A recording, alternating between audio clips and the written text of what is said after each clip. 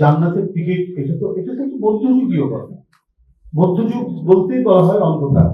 এটা ইউরোপে এই ঘটনাটা ঘটেছিল। এটা পাদ্রীরা কেউ মারা গেলে পরে তাদের কাছে সেই ফ্যামিলির লোক এসে একটা চিঠি নিত, যে পাদ্রী সাহেব ওই চিঠি লিখে দিলে পরে এবং ওই কফিনের মধ্যে চিঠিটা দিয়ে তাকে সমাহিত করলে সে সরাসরি স্বর্গে চলে যাবে। এটা ছিল মানে খ্রিস্টান পাদ্রীদের ওই সময়, মানে এটা ছিল প্রথা।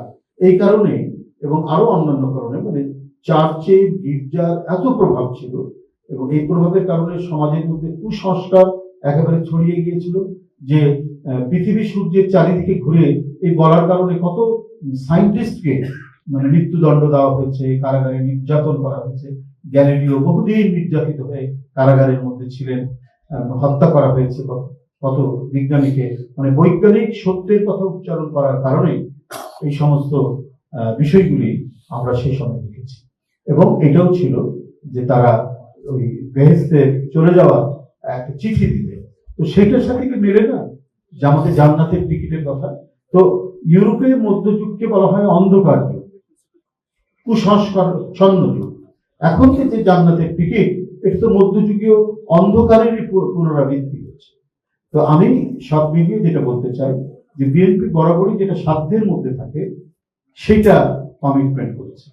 এই কমিটমেন্ট করেছে বলেই জনগণ তো হচ্ছে শ্রেষ্ঠ বিচারক, জাস্টিস তো হবে তাদের মধ্যে থেকে।